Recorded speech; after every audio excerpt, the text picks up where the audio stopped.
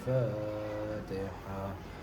أعوذ بالله من الشيطان الرجيم. بسم الله الرحمن الرحيم. الحمد لله رب العالمين الرحمن الرحيم مالك يوم الدين. إياك نعبد وإياك نستعين. اهدنا الصراط المستقيم صراط الذين أنعمت عليهم غير المغضوب عليهم ولا الضالين. بسم الله الرحمن الرحيم. رضيت بالله ربا وبالإسلام دينا وبمحمد نبيا ورسولا. ربي زدني علما وارزقني فهما. رب اشرح لي صدري ويسر لي أمري واحلل عقدة من لساني يفقهوا قولي. آمين. اللهم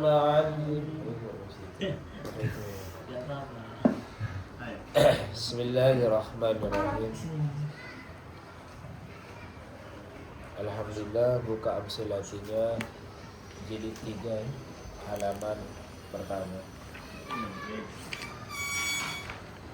Bismillahirrahmanirrahim. Bab pertama, al-mubtada. Rumus utama: bedakan setiap kata antara A isim, B fi'il, C huruf.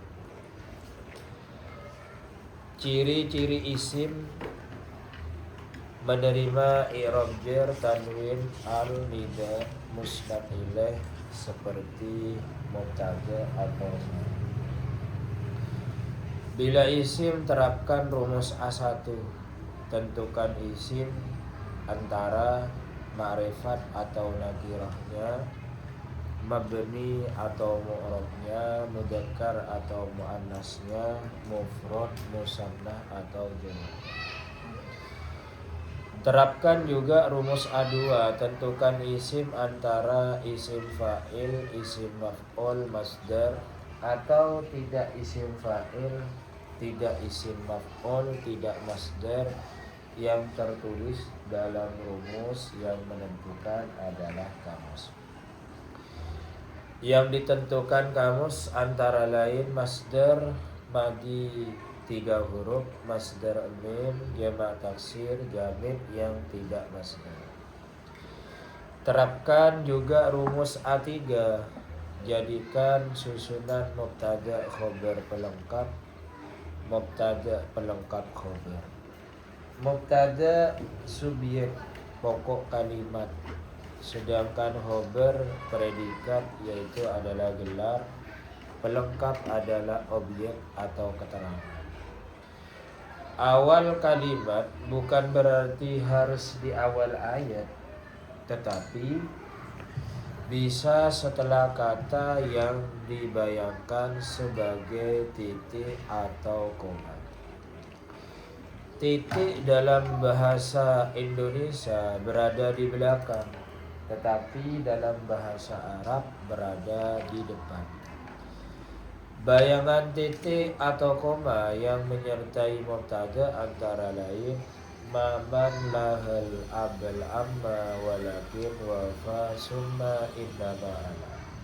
Semua isim mausul dan kesempurnaan kalimat yang minimal terdiri dari mubtada plus khobar atau fi'il fa'il. Bila ada 2 titik, maka untuk mempermudah sebut titik koma. Contohnya wa amma. Rumus A1 untuk membedakan jenis isim yang ada di depan atau di belakang kata atau di kulitnya kata. Contoh alham. Rumus A2 untuk membaca isi kata tengahnya kata. Contohnya ham. Rumus A3 untuk membaca akhirnya kata. Contohnya ham. Di sini yang perlu kita pahami yang pertama yaitu kita pahami istilah titik.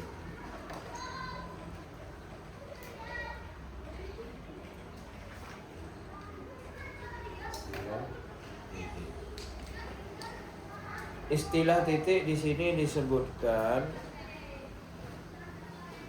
titik itu adalah kata sebelum awal kalimat.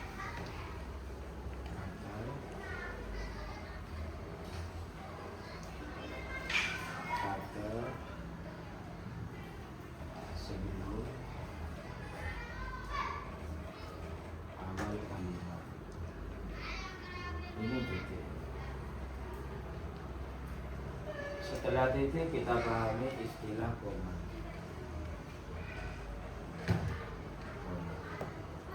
Koma adalah kata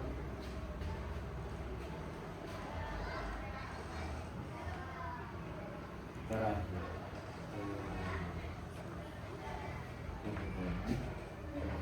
atau menemukan titik, menemukan titik selanjutnya.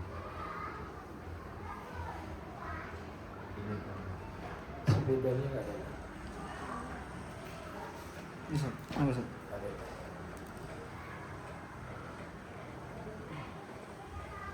Ini kan.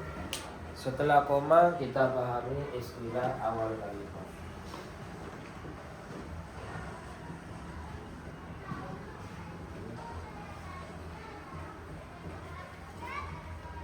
Awal kalimat.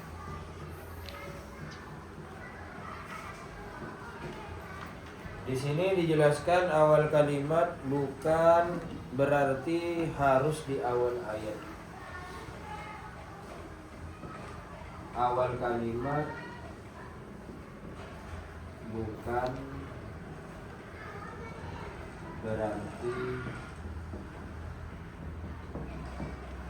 di awal ayat. Bukan berarti di awal ayat, tetapi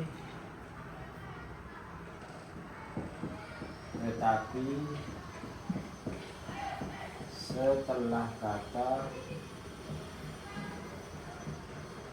yang bisa dibayangkan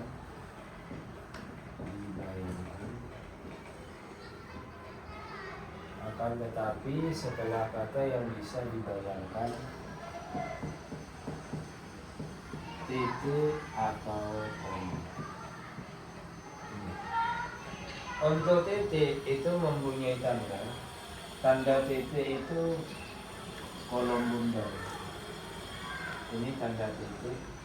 Sedangkan tanda koma yaitu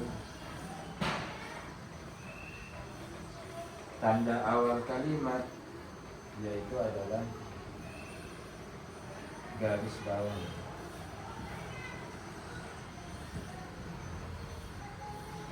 Awal kalimat ini ada 4.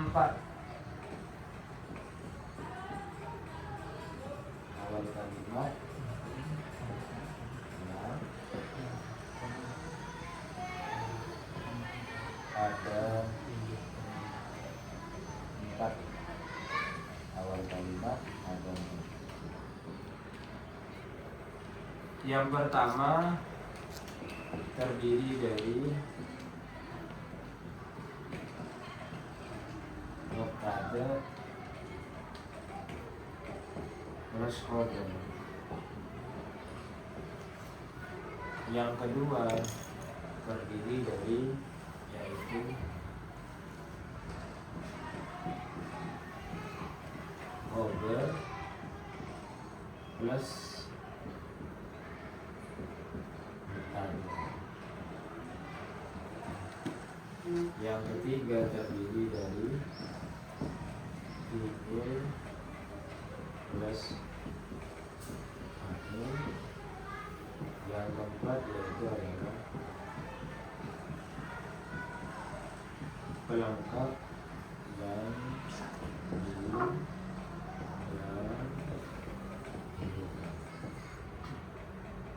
ini awal kalimat. Kemudian alasan kenapa menentukan titik koma, menentukan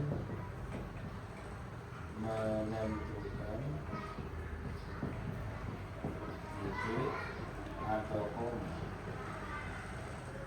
Yang pertama, menentukan titik koma itu agar mudah membahas kata pertama. Agar mudah membahas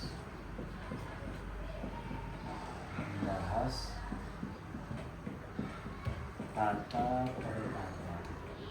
Makanya harus ditentukan titik koma. Dan yang kedua, agar mengetahui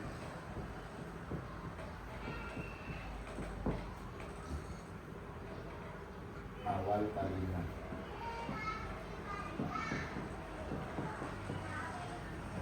Agar mengetahui awal kalimat,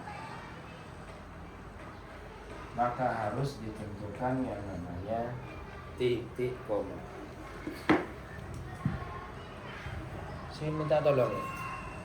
Antara kini nih mana ada lapangan? Iya, beda cara.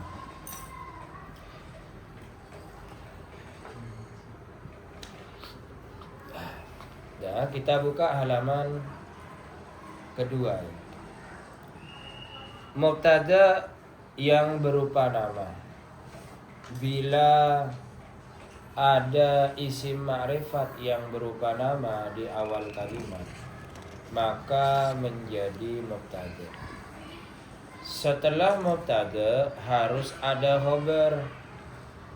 Contoh Muhammadur Rasulullah tanpa harokat dibaca Muhammadur Rasulullah menjadi Muhammadur Rasulullah. Contoh ayat yang pertama dibaca bersama-sama. Bismillahirrahmanirrahim. Wallahu muhitun bil kafirin. Wallahu muhitun bil kafirin. Wallahu dibaca wallahu karena nama di awal menjadi mubtada. Dasarnya mubtadaun zaidun wa akhirun khabar in qulta zaidun adirun manitana ake amal kalam mubtada yen rupa isim khabar bada mubtada hukumnya rafa dasarnya wa rafa'ul mubtada'an bil ibtida kadakara ul khabarim bil mubtada sebab jadi kawitan mubtada rafa sebab anane mubtada khabar rafa tanda rafanya dibaca dhamma dasarnya farfa bidomil wansiban fatahan wajur kasran kadhirullahi abdahu yasur wajzim bitaskinin wa ghayru madukir yanubuna huja'ahu banina damir rafa dhamma nasab fathah jasm sukun jer kasra di kirain Allah kam tekun muhitun dibaca muhitun karena menjadi khobar karena setelah dan pantas diberi mana iku itu atau adalah dasarnya sama khobar hukumnya rofa dasarnya sama tanda rofanya dibaca dhamma dasarnya sama. Pertama kita pahami contoh yaitu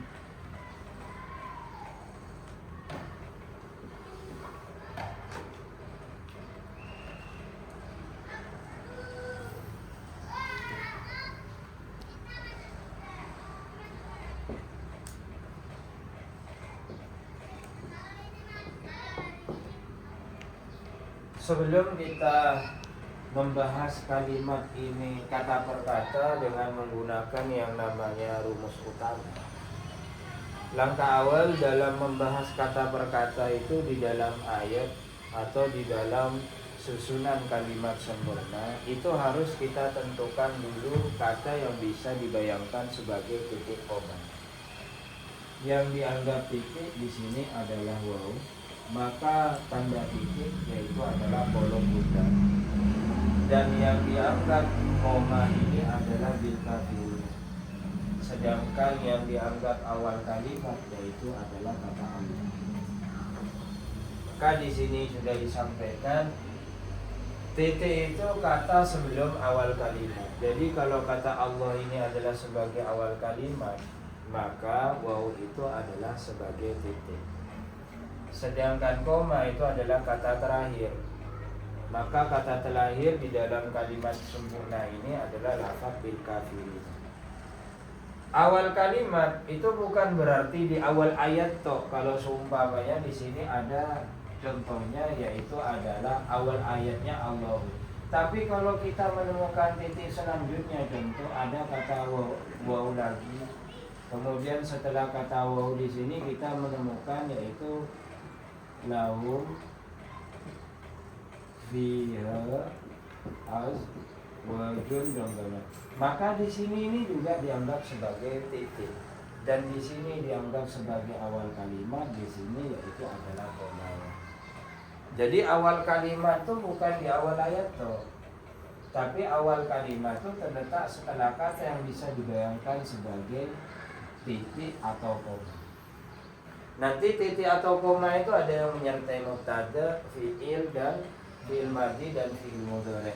Maka di sini yaitu titik koma awal kalimatnya, titik koma awal kalimat. Seperti itu. Atau kita menemukan contoh yang kedua yaitu adalah kita menemukan kata waw lagi. Ini berarti titik lagi. Setelah itu kita menemukan istilahnya yaitu kalimat yang menjelaskan yaitu contohnya adalah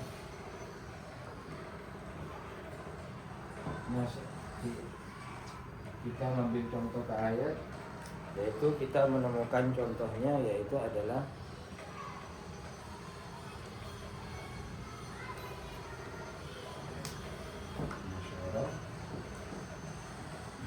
contohnya kita menemukan kata di sini. Ini titik lagi, koma, awal kalimat lagi. Kita menemukan contoh lagi yaitu waw lagi. Kita menemukan maka ini berarti titik, ini komanya, ini awal kalimatnya. Seperti ini. Inilah awal kalimat. Lah, setelah kita menentukan bayangan titik koma beserta awal kalimatnya, barulah kita akan membahas dari semua kata 1, 2, 3, 4, dan 5 ini. Cara penentuannya pertama yaitu yang sudah kita pahami kemarin, yaitu dengan membuang huruf tambahan, dan yang kedua yaitu dengan rumus utama. Mulai dari awal kita akan bahas wa ini maksudnya jatuhnya adalah ke huruf. Kemudian lagi kita menemukan Allah ini jatuhnya adalah ke isim. Kita menemukan kata muhitun tuh jatuhnya juga ke isim. Dan bi juga kita memahami ini jatuhnya adalah sebagai huruf. Dan yang terakhir al-kafirina ini jatuhnya adalah isim. Kalau huruf itu tidak ada perumusannya. Yang ada perumusannya yaitu adalah isim dan fi'il. Lah sekarang bila ini jenisnya adalah sebagai isim, maka isim perlu kita akan bahas rumus A1-nya, rumus A2-nya, dan rumus A3-nya. Seperti itu. Kita bahas langsung ke awal kalimatnya. Ternyata awal kalimatnya adalah jenisnya isim. Bila isim kita akan terapkan rumus A1. Di rumus A1 kata Allah itu ma'rifat atau nakiro? Ma'rifat. Mabni apa murab? Murab. Mudzakkar apa muannas? Mudzakkar. Mufrad tasniyah apa jama'? Mufrad. Kita masuk ke dalam rumus A2. Di rumus A2-nya wazan-wazan isim fa'il ada yang mirip, wazan-wazan isim maf'ul ada yang mirip, wazan-wazan masdar berarti tidak isim fa'il dan tidak isim maf'ul, tidak masdar yang tertulis dalam rumus, maka yang menentukan kata. Di kamus penentuannya itu kalau di kamus adalah sebagai isim dari. Namun kalau nanti masuk ke jilid 4 ke tabelnya, masuknya adalah lafzul jalal. Lah setelah kita menemukan yang namanya yaitu bentuk perumusan A2-nya, barulah kita akan menerapkan yang namanya rumus A3-nya. Di mana penerapan rumus A3 susunan jumlah ismiyahnya yaitu adalah terdiri dari titik plus mubtada plus khabar plus pelengkap. Jadi di sini dijelaskan kata Allahu selaku nama isim ma'rifat di awal kalimat itu menjadi mubtada. Mubtada hukumnya rofa, tanda rofanya adalah dhamma. Dengan syarat setelah mubtada itu harus ada kata yang pantas untuk menjadi khabar. Kata muhitun itu dibaca rofa, kedudukannya menjadi khabar. Seperti itu. Lah kemudian lagi kata bil kafirina di sini dibaca jer karena terletak setelah jer, tanda jernya yaitu dengan ya non karena termasuk yaitu adalah jamak mudzakkar salim. Maka di sini terdiri dari yaitu titik plus mubtada plus khabar plus pelengkap. Jadi keseluruhannya di sini nanti dikatakan sebagai yang disebut dengan istilah jumlah ismiyah. Keseluruhannya itu dinamakan jumlah ismiyah. Kalau kalimat di sini mau dibahas satu per satu, ini istilah mubtada, ini istilah khabar, ini istilah jar, dan satunya adalah istilah majrur. Paham ya? Kayak begitu. Ini dalam istilahnya. Nah, kemudian dikatakan kenapa kok menjadi mubtada? Yaitu karena isim ma'rifat yaitu adalah di awal kalimat. Paham ya? Seperti itu. Lah, awal kalimat itu bukan terdiri dari satu toh, tapi awal kalimat ini bisa terdiri dari 4 keadaan. Bisa khabar mubtada, bisa fi'il fa'il, bisa pelengkap yang didahulukan. Itu awal kalimat. Dari awal kalau kita membahas lagi kata lahu, fi'il, aswajud, ini awal kalimatnya terdiri dari khabar plus mubtada. Kenapa kok menjadi khabar? Karena nanti akan dibahas di selanjutnya adalah jar majrur atau dzaraf majrur di awal kalimat itu menjadi khabar muqaddam. Itu pasti awal kalimat itu pasti terdiri dari 4 keadaan ini. Atau yang kedua, nasarallahu Ahmad. Di sini awal kalimatnya terdiri dari fi'il plus fa'il. Dan yang ketiga yaitu kita menemukan iyyaka na'budu. Di sini awal kalimatnya yaitu adalah terdiri dari pelengkap yang didahulukan. Itu pasti awal kalimat. Jadi penggunaan menentukan titik koma itu pertama, kita mudah untuk membahas kata per kata yang artinya wallahu mintum bil kafirin. Ini tidak ada sangkut paut dengan walahum fiha aswajun. Kayak gitu. Kenapa? Karena kita sudah mengetahui titik komanya. Seperti itu. Kesempurnaan kalimatnya. Paham ya? Seperti itu. Artinya walahum fiha aswajun ini tidak ada hubungannya dengan wa nasarallahu Ahmad. Dan wa nasarallahu Ahmad itu tidak ada hubungannya dengan iyyaka na'budu. Itulah penggunaannya untuk menentukan titik koma agar mudah membahas kata per kata, dan yang kedua agar mengetahui awal kalimatnya. Di saat kita sudah tahu awal kalimatnya dan patokan kita isim ma'rifat di awal kalimat, ya mubtada. Di saat kita tahu awal kalimatnya kok jar majrur di awal kalimat, ya berarti khabar muqaddam. Paham ya? Nah, seperti itu. Maka kesimpulannya kalau kita bahas dari jilid 1 di sini kita pahami yaitu huruf isim, huruf isim. Kesimpulan ke jilid 3-nya yaitu adalah titik, mubtada, khabar, jar, majrur. Kesemuanya ini dinamakan sebagai susunan jumlah isim. Paham ya? Baru kita bisa memahami kalau Allah itu meliputi atau mengetahui dengan orang-orang yang kufur. Seperti itu. Paham ya? Jadi kita harus paham kalau awal kalimat ini dan titik koma itu maksudnya apa, koma itu maksudnya apa, awal kalimat itu maksudnya apa. Perlu ditandai. Dan mubtada tandanya min, khabar tandanya kho. Awal kalimat itu di dalam amsilati di sini ditandai dengan yaitu apa? Segi apa? Kotak 4 apa namanya itu? Panjang. Persegi 4. Gitu. Istilahnya seperti itu. Mungkin pelengkap ya. Nah, ya itu pelengkap. Seperti itu. Paham ya? Nah, ini baru kita pahami yaitu susunan awal kalimatnya. Langkah yang pertama yaitu adalah bila mubtada itu di awal kalimat. Artinya adalah bila isim ma'rifat di awal kalimat. Semua isim ma'rifat itu dari isim ma'rifat, sebuah nama dan lain-lainnya nanti akan dibahas satu persatu. Dah ya.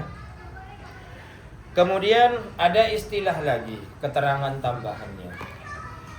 Mubtada dan khabar hukumnya rafa. Mubtada pasti berupa isim atau fi'il yang diawali dengan huruf an. Ini nanti fi'il yang diawali dengan huruf an itu nanti akan dibahas di jilid 5.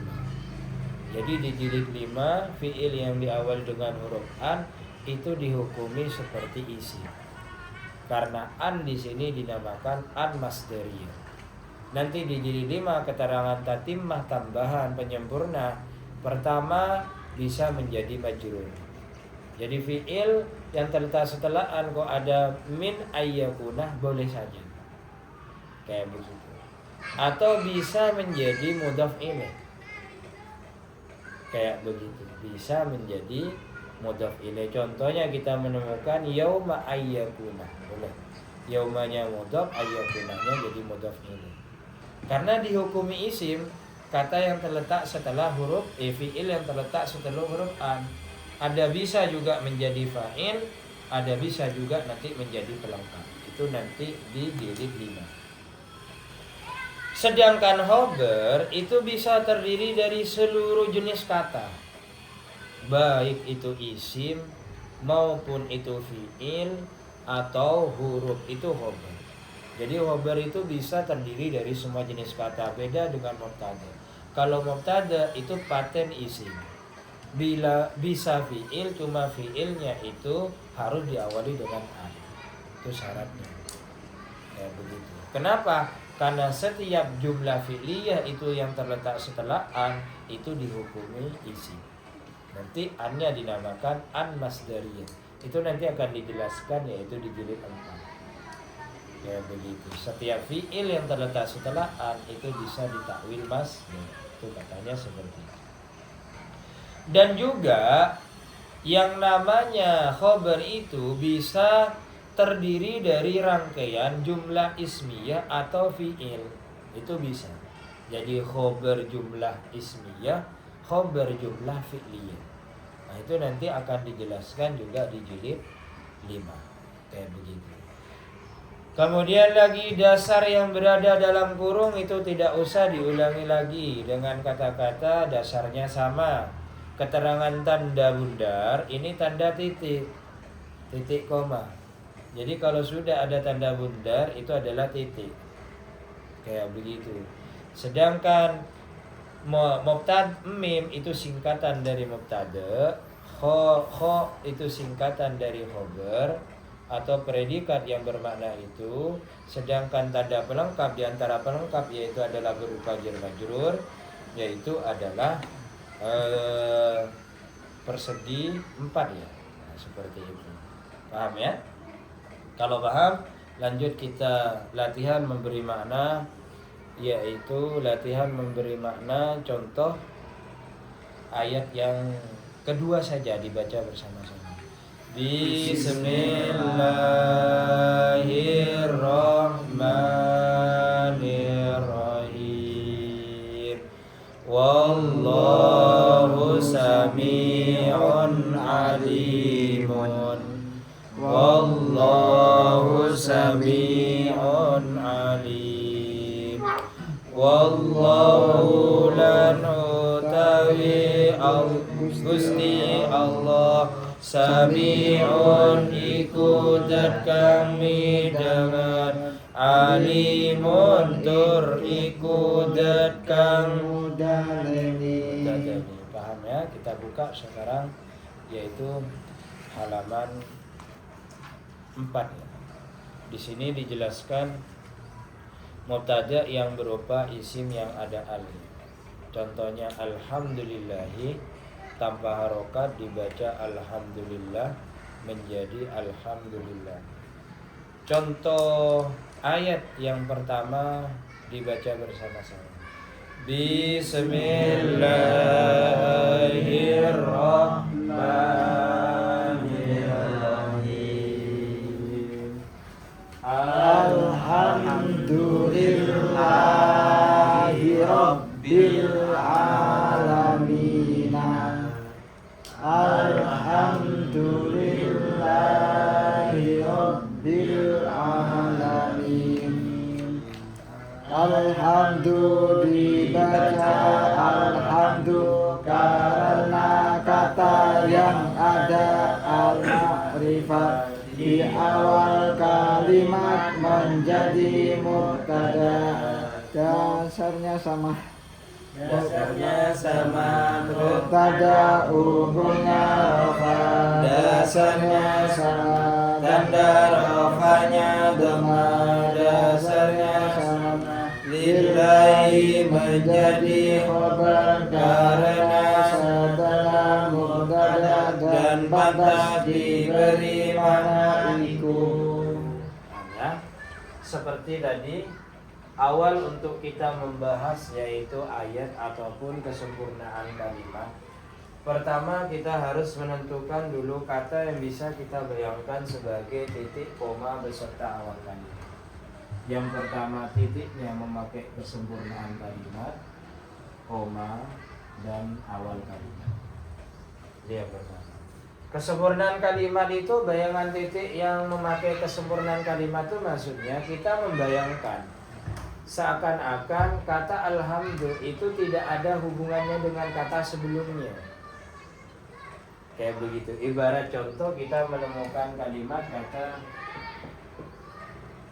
yaitu kita menemukan kata koma Ahmadu.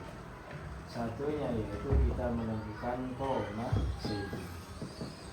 Dalam kalimat koma Ahmadu dan koma Zaidun di sini, ini di tengah-tengah gak ada titik, gak ada titik. Sedangkan koma Ahmadu sama koma Zaidun ini tidak ada yang namanya bersangkut paut, mempunyai keterangan masing-masing. Yang pertama, koma Ahmadu yaitu Zaid berdiri, koma Zaidun yaitu ada koma Ahmadu Ahmad berdiri, koma Zaidun itu adalah Zaid berdiri.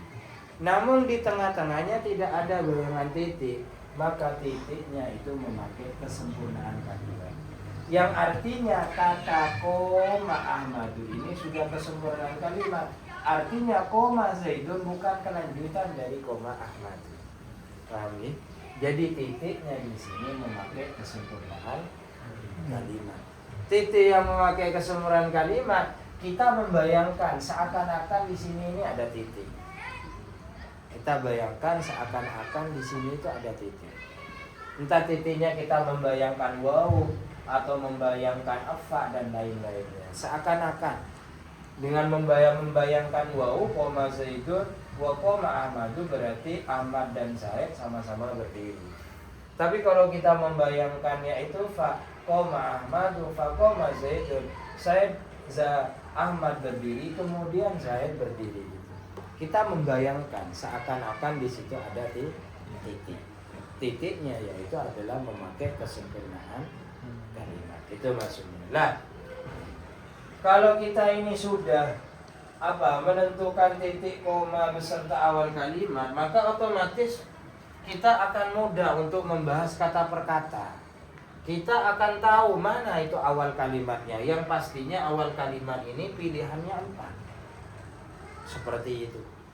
Lah, sebelum kita menentukan yang namanya awal kalimatnya itu menjadi apa, maka kita harus tetapkan bentuk rumus utamanya. Pilihan yang isim, fi'il, dan huruf. Di situ. Pertama yang kita pahami ini isim. Alasannya ada a. Yang kedua yang kita pahami yaitu adalah huruf. Yang ketiga yang kita pahami adalah isim. Yang keempat yang kita pahami adalah isim, dan yang kelima yang kita pahami adalah isim. Di sini ada sekitar 5 jenis kata. Seperti itu. Bila isim sekarang kita akan terangkan, yaitu rumus A1, A1, A2 dan A3. Kita bahas isim itu lafaz yang pertama. Kita tahu rumus A1-nya kata alhamdulillah, ma'rifat nakirahnya, ma'rifat mabni mu'rabnya, mudzakkar muannasnya, mufrad tasniyah jamaknya, mufrad. Kayak begitu. Berarti paten kita tahu ini ma'rifat sekarang. Berarti kalau kita tahu ini ma'rifat, berarti isim ma'rifat ditandai dengan garis bawah garis bawah ini maksudnya berarti awal kalimat. Berarti kalau isim ma'rifat di awal kalimat itu kedudukannya menjadi mubtada. Paham ya? Lah kita sekarang bahas lagi kita ke rumus A2-nya. Di rumus A2-nya isim fa'il ada yang mirip, isim maf'ul ada yang mirip, masdar ada yang mirip. Oh, berarti tidak isim fa'il, tidak isim maf'ul, tidak masdar yang tertulis dalam rumus, maka yang menentukan di kamus. Ternyata setelah dicari di dalam kamus, hak mim madar itu jenisnya adalah masdar dari madi 3 huruf. Paham ya? Masdar dari madi 3 huruf, dan di kamus dibaca yaitu alhamdu. Berarti kalau alhamdu berarti haknya ini dibaca fathah, sedangkan mimnya dibaca sukun. Paham ya? Tahu dari mana itu? Tahu dari kamus. Tahu dari mana kalau isim fa'il? Ya tahunya dari yaitu rumus A2. Paham ya? Akhirnya kita bisa mengharokati yang namanya haknya dibaca fathah, mimnya itu dibaca sukun. Paham ya? Lah kalau sudah tahu ini adalah rumus A3, rumus A2-nya, baru sekarang kita akan terapkan yang namanya rumus A3-nya. Di rumus A3 dikatakan bila ada isim ma'rifat di awal kalimat di sini menjadi mubtada.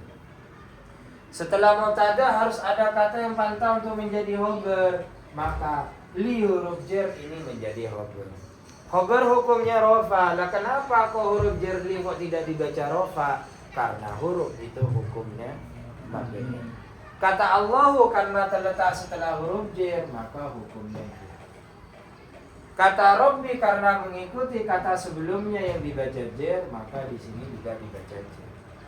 Al-alamina karena kata kedua Rabbi itu sebagai mudhof, maka al-alamina ini sebagai mudhof ilaih. Mudhof ilaih itu hukumnya jar, maka dibaca Rabbil alamina. Maka di sini susunan rumus A3-nya itu terdiri dari mubtada, khobar plus pelengkap. Paham ya? Paham ya? Kalau kita mau membahas di sini, pertama di sini terdiri dari mubtada, yang kedua di sini terdiri dari khobar, khobarnya terdiri dari jar majrur. Paham ya, Beb? Dan di sini yaitu kedudukannya yaitu menjadi istilahnya nanti yaitu adalah na'at, sedangkan na'atnya itu terdiri dari mudhof dan mudhof. Paham ya? Dan keseluruhannya di sini dinamakan sebagai susunan jumlah isim. Paham ya? Nah, jadi pelengkap yang berupa na'at itu nanti akan dibahas di bab selanjutnya. Paham ya? Kayak begitu. Akan dibahas di bab selanjutnya. Lah berarti Ali selaku huruf jar ini yang kedudukannya menjadi khobar hukumnya rofa. Kenapa kok tidak dibaca rofa? Karena jenisnya huruf. Oh berarti tanda rofanya ya berarti mahal rofa. Berarti mahal rofa. Paham ya? Ya. Jadi sedetail gitu amsilati. Jadi gampang gitu. Jadi walaupun 3 bulan, 2 bulan itu cepat paham gitu. Ada pertanyaan?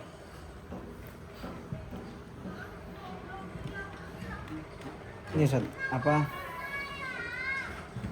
kan kita kan sudah tahu ya kalau misalnya nama itu nggak bisa dimudhofkan saja.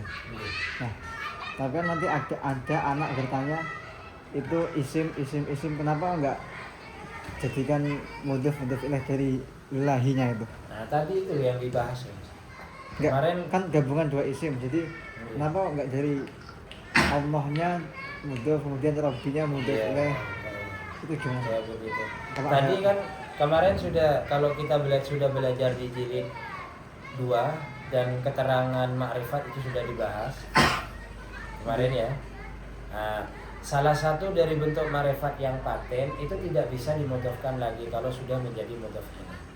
Ma'rifat yang paten itu apa? Nah, isim dhamir, nama, isim mausul, isim isyarat. Oh, 4 nih. 4 itu. Ya begitu.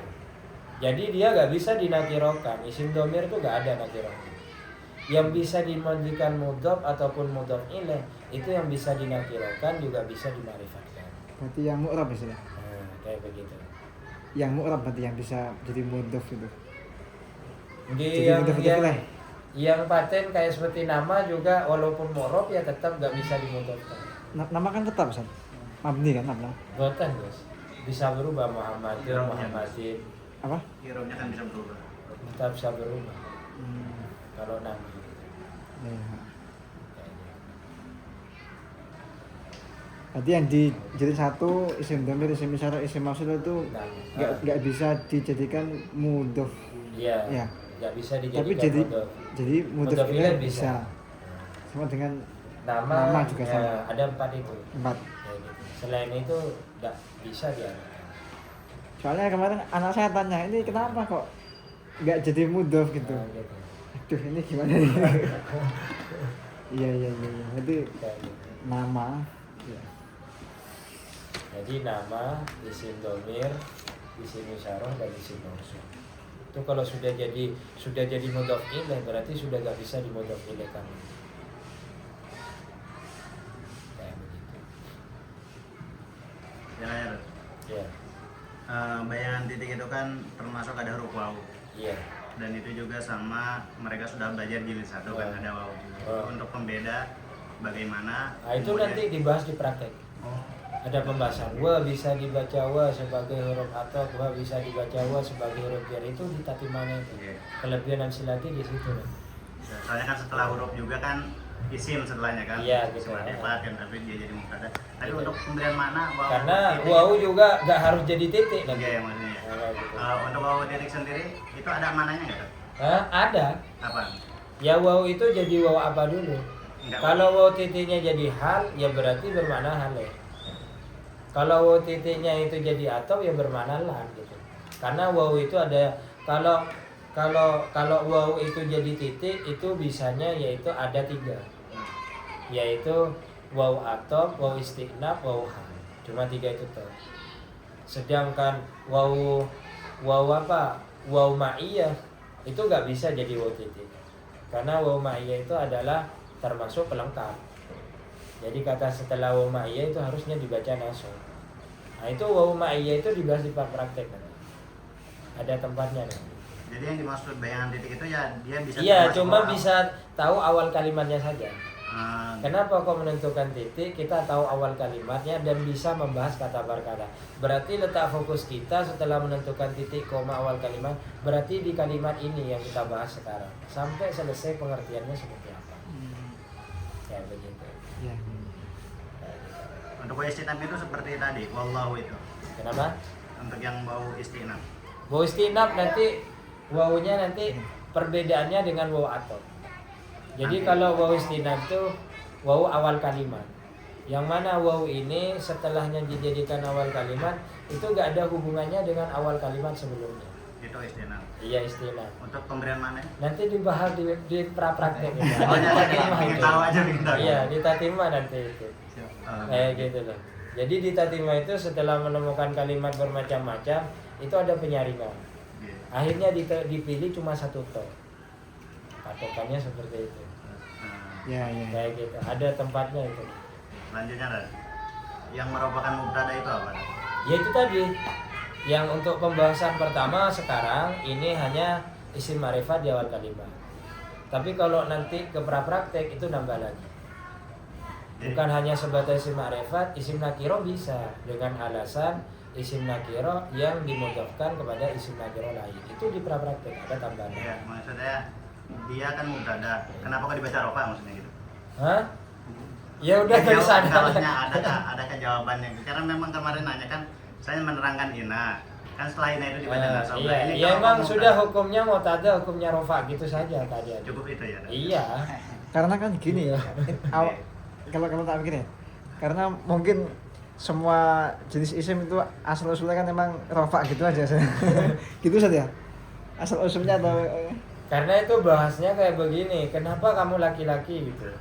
Ya gak bisa ada jawaban, ya emang dari Allah gitu loh. Ada emang pertanyaan itu sudah jawaban dari dia gitu loh. berarti jawabannya jadi kan tanya lagi ke dia. Kenapa kamu laki-laki? Kayak begitu. Dibalik Jadi aja ya, dibalik. sesuatu yang wallahu a'lam itu ya ikut kayak tadi itu. Kalau tanya berarti pas jadi jawaban. Kayak begitu. Tanya balik aja Son. Enggak ada tanya ya memang ada keterangan untuk mubtada dibaca rofa itu karena apa itu ada. Iya, Ada di Alfiah. Cuma ya saya lupa gitu kan. Iya. Kalau itu disampaikan bagaimana gitu maksudnya. Itu terlalu kritis kalau ke ana. Soalnya Jadi, anak yang kritis kan maksud saya kan. Kalau gitu. kita Siapa? bahas mubtada dibaca Siapa? rofa, Ya Agin. Ya yang tes. dibaca rofa karena yaitu terletak setelah amil maknawi. Apa amil maknawi terlalu kritis. Kayak seperti Zaidun dibaca rofa karena terletak setelah kana gitu. Itu kan terlalu kritis. Bahasnya sudah, kalau sudah jadi isimnya kana ya hukumnya rofa gitu saja. Nalarnya seperti Kita itu. yang pusing jadi harus harus aktif aja. Kayak begitu. Nalarnya seperti itu.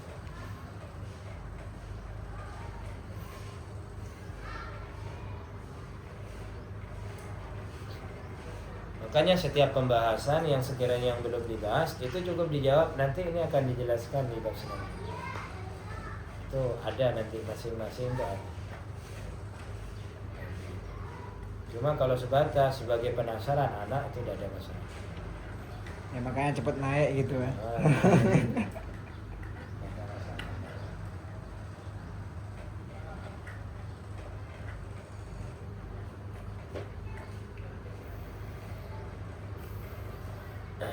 Amin.